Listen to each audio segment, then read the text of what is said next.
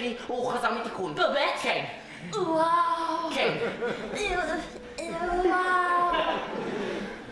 כן. יופי.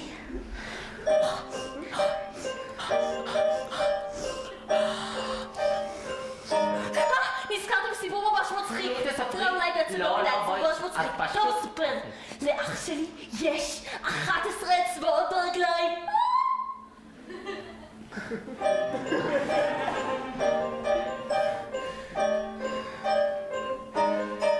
יושבת כאן ומנסה למצוא נושא עמוק, אבל בינתיים זו תבוסה ומותר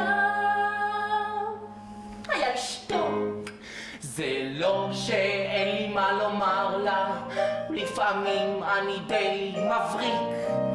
אם היו לי ביצים הייתי שר לה, אם הייתי גבר מדליק.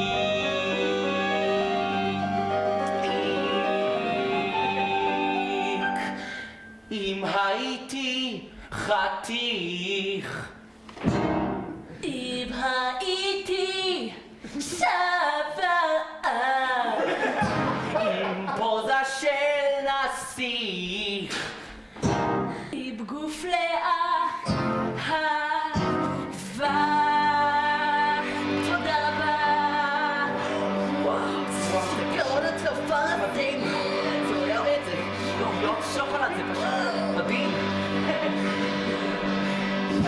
עם צמד שדיים, שהיא בידיים, רגליים עד הנה, הייתי נותן לה שיער כשופע, חיוך משגע, יפה וסורחת. יופי של תחת. אני אושיט את שתי ידיי לו. אני מכיר את התרגיל, הוא יודע שכדאי לו. אני ארים אותה לי, כן.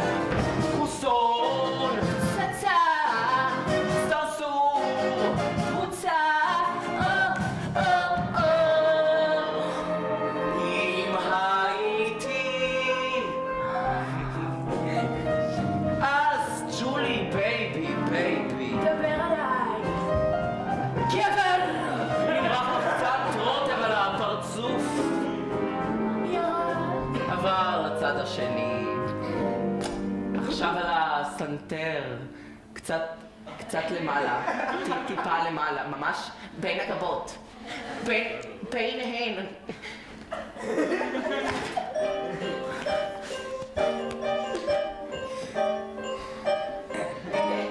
ג'ולי, אני לא באמת מה שחיפשת, נכון? נכון. אבל סוטדי. ג'ולי, אני לא חתיך. אני לא שווה. אין פוזה של נסיך. אין גוף לאהבה.